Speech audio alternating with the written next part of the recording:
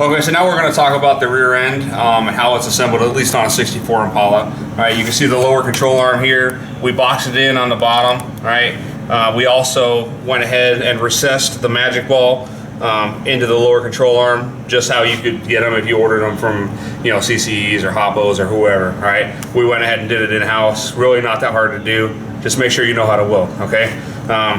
Magic ball, what it does is it allows the cylinder to pivot depending on how high or low it is, right? Then you can see, once again, we have the 2.5 pre-ton cut springs here as well, right? What we have running in the back here is 14-inch cylinders, all right? So we'll get a pretty good amount of lift out of this. Any higher than a 14-inch cylinder, and you're really going to have to start looking at getting a Y-bone, right? What we have here, or correction, we have a Y-bone, but we're going to have to start looking at a wishbone, right? A wishbone allows you to lift the car, you know, like those mad hoppers you see on YouTube videos where they're hopping like, you know, 6-7 feet. You gotta be able to lift the car that high, so you got to replace the lower control arms as well with longer ones, as well as the mounts where you see here, the stock mounts that have been reinforced. You would actually have to move those further up for the longer lower control arm.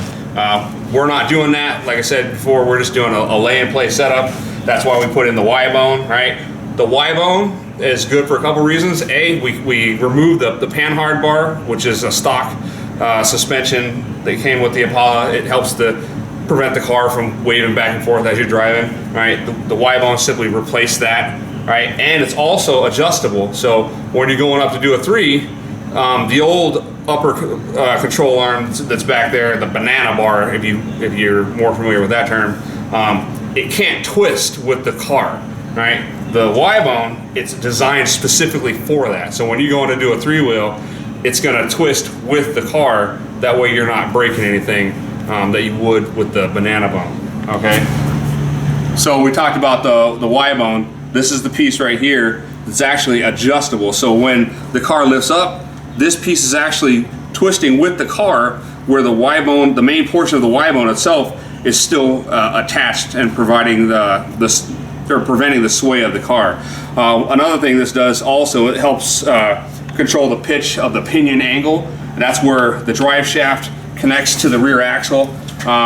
Some of you might know that when you start hearing a clicking sound, when the drive shaft has been lowered too far. One way to also prevent that is to install a slip yoke on your drive shaft, which we have done, and we'll show you that in a later video. All right.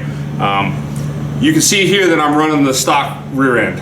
All right. There's some opinions out there. Well, I wouldn't call them opinion. I would call them fact, really, because it's actually happened where the rear end has actually come apart on some of these older stock rear axles. I guess they were designed poorly.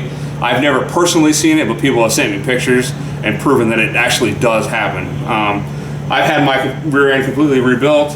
We're probably going to look at getting a 4 9-inch rear end in the near future. So I'm not going to be doing anything crazy. So I really don't think I'm going to have to worry too much about that until I do get that 4 9-inch rear end.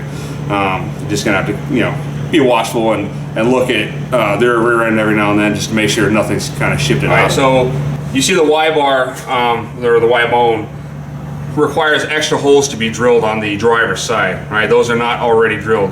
We reinforced this. This is a whole 3/16 plate that's been installed on the factory one. All right, so what you do is you measure the passenger side of the Y bone with the original banana bar, and it'll give you a real close estimate of how far spread apart it's supposed to be. All right, you mount these in just like you would with the stock one. Bolt it to the rear above the axle, just like you would with the stock one, and that's going to automatically position the driver's side.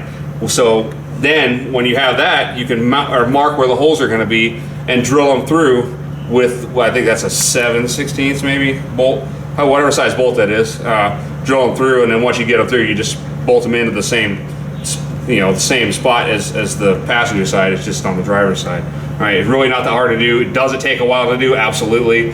There's a lot of sweat putting into drilling through it, especially since we have that added metal here for the reinforcement. All right, but once it's there, you can adjust the pinion angle simply by unscrewing this or screwing that back in, and then locking it in with the lock nut or the lock bolt that's right here.